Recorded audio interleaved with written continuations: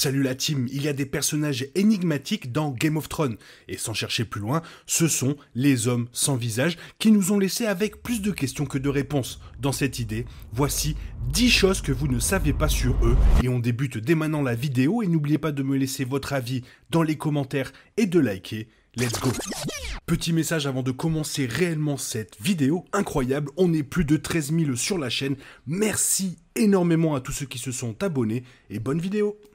House of the Dragon, comme Game of Thrones, est une série riche, voire même très riche, et elle fait beaucoup pour étoffer les détails de son univers. Bien que les hommes sans visage n'aient pas encore fait leur apparition, ils sont toujours une présence sur laquelle il faut compter, et il est fort probable qu'ils joueront au moins un petit rôle une fois que la Danse des Dragons commencera sérieusement. Alors que Game of Thrones révèle certains éléments importants de ce groupe d'assassins très secret, il cache également beaucoup d'informations aux spectateurs.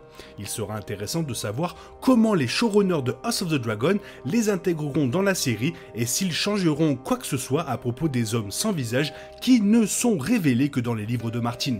Voici donc 10 choses que vous ne savez pas sur les hommes sans visage. Première chose à savoir, il n'y a presque pas de service religieux formel pour les hommes sans visage. L'une des choses les plus remarquables à propos des hommes sans visage est qu'ils sont les serviteurs d'une véritable foi religieuse. Cependant, contrairement à d'autres religions dans le monde de Game of Thrones, comme par exemple la foi des Sept, il n'y a presque pas de service religieux formel. Cela donne aux hommes sans visage une aura plutôt sinistre et surtout énigmatique. Ils sont un groupe qui est beaucoup plus investi dans la vie intérieure de l'esprit que dans les pièges extérieurs, ce qui peut aider à expliquer pourquoi les gens les voient avec une telle admiration. Seconde chose à savoir, c'est que le prix des hommes sans visage est toujours à la portée de ceux qui les embauchent. Ce n'est un secret pour personne que les hommes sans visage sont un groupe d'assassins rémunérés. Bien que leur meurtre fasse bien sûr partie de leur foi religieuse, il faut bien gagner sa vie. Cependant, ce qui est important de reconnaître, c'est qu'ils ne facturent que ce qu'ils pensent qu'une personne peut payer de manière adéquate. Cela a du sens, puisque si le meurtre est une forme de sacrement, alors ils voudraient s'assurer qu'il soit aussi accessible au plus grand nombre.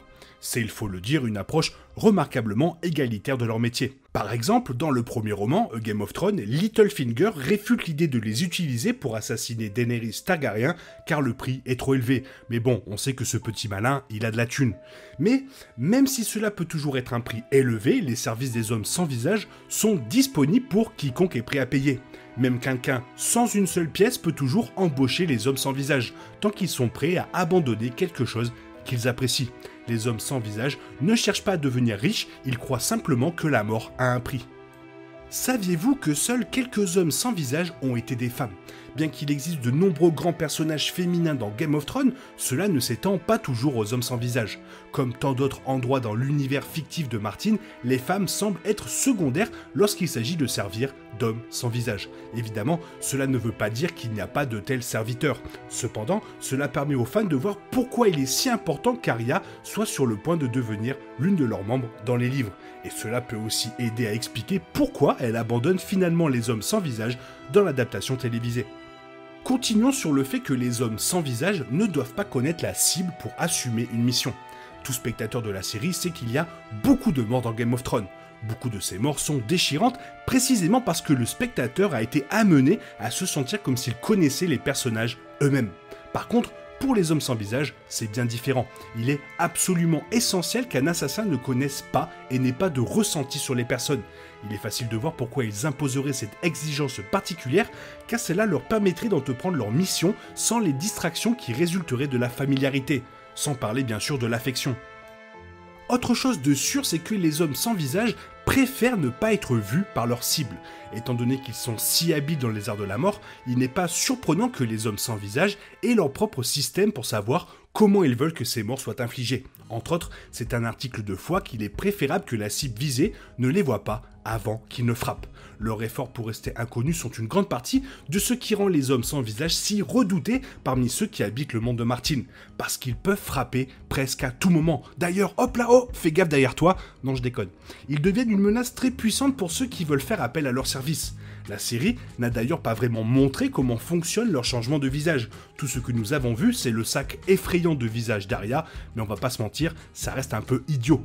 Heureusement, les livres offrent un meilleur aperçu des choses. Comme on pouvait s'y attendre, il y a de la magie impliquée dans le processus. Après avoir bu une concoction spéciale, l'homme sans visage se coupe le visage et le sang permet au masque de fusionner avec son visage. Bon, ce n'est pas un truc de zinzin, mais au moins c'est mieux que de ne rien savoir. Autre chose plutôt intéressante, c'est que certains souvenirs des visages morts pourraient infiltrer leur conscience. Bien que ce soit peut-être l'un des meilleurs endroits de Game of Thrones, il y a encore des choses particulièrement dérangeantes à propos de Braavos. L'une des choses est évidemment les visages qui existent dans les catacombes de la Maison des Noirs et des Blancs. Ils sont bien sûr la clé des hommes sans visage et de leur capacité à se transformer en d'autres personnes. Cependant, ce que les lecteurs de livres savent, c'est que les souvenirs de la personne à qui le visage appartenait à l'origine s'infiltrent parfois dans la conscience de la personne qui le porte. Cela se produit le plus souvent lors de la première fois qu'ils le font. Passons aux origines des hommes sans visage, qui sont originaires des mines d'esclaves de Valyria. Pendant très longtemps, Valyria a été l'une des nations les plus puissantes du monde de Martine, capable de produire de nombreuses merveilles, dont les nombreuses épées en acier valérien. Cependant, ils étaient également connus pour leur utilisation d'esclaves, et c'est cette institution qui a donné naissance aux hommes sans visage. Les lecteurs de livres savent que le culte est né dans les mines lorsqu'un homme, qui n'a pas de nom, a fait le don de la mort à l'un de ses esclaves. De là, tout a commencé à se répandre dans les couches supérieures de la société valérienne. Et du coup, ça nous fait poser la question, est-ce que ce sont les hommes sans visage qui ont causé le fléau de Valyria ? Une fois que les hommes sans visage ont émergé des mines de Valyria, ils sont venus jouer un rôle de plus en plus important dans les affaires du royaume dans son ensemble. Étant donné à quel point les Valériens étaient jaloux de leur pouvoir, il n'est pas surprenant de constater que beaucoup de grands et puissants ont décidé d'utiliser ces assassins entraînés les uns contre les autres. Cependant, il est tout à fait possible qu'ils aient involontairement provoqué leur propre chute. Certains pensent qu'il y avait trop de mages assassinés par les hommes sans visage, ce qui a conduit à la série d'explosions volcaniques qui ont abouti au fléau de Valyria. La foi est quelque chose de très important pour les hommes sans visage. D'ailleurs, ils prient le matin et le soir. Bien qu'il manque de rituels religieux spécifiques, cela ne veut pas dire qu'il n'y a pas un certain nombre d'événements partagés auxquels les hommes sans visage participent. Plus important encore, il y a une série de prières qui sont observées le matin et le soir. Bien qu'apparemment mineur, il est facile de comprendre pourquoi ce serait un élément clé de leur existence quotidienne. C'est un rappel à la fois aux hommes sans visage et à ceux qui viennent adorer et trouver la paix à la Maison des Noirs et des Blancs qu'il y a un but plus large à ce qu'ils font. Comme le dit Syrio Forel, il n'y a qu'un seul dieu et son nom est la mort. Les hommes sans visage prient et adorent en effet le dieu de la mort, bien qu'ils se réfèrent à ce dieu comme le dieu multiface.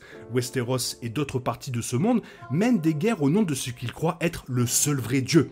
Cependant, les hommes sans visage croient que tout le monde prie en fait le même dieu. Ils croient que le dieu de la mort est représenté dans chaque religion, quel que soit son nom. Et pour terminer, sachez que les acolytes aveugles sont assez communs dans la Maison du Noir et Blanc. Une fois qu'Arya se rend à Braavos, elle essaie rapidement de se faire accepter dans la Maison des Noirs et des Blancs. Son ambition, bien sûr, est de s'entraîner comme assassin afin de pouvoir tuer ceux qui ont fait du tort à sa famille. À un moment donné, elle devient aveugle pendant son service. Bien que déconcertante pour elle, la cécité est en réalité assez courante chez les acolytes de la Maison des Noirs et des Blancs. Dans le cas d'Arya, bien sûr, cela finit par être une mesure temporaire, mais cela sert au moins à renforcer ses autres sens. Une bien mystérieuse compagnie que sont ces hommes sans visage, et j'espère vraiment qu'on pourra les voir dans House of the Dragon avec plus d'explications que nous a délivré Game of Thrones, car ce sont tout simplement les plus énigmatiques et incroyables personnages de l'univers de Martine.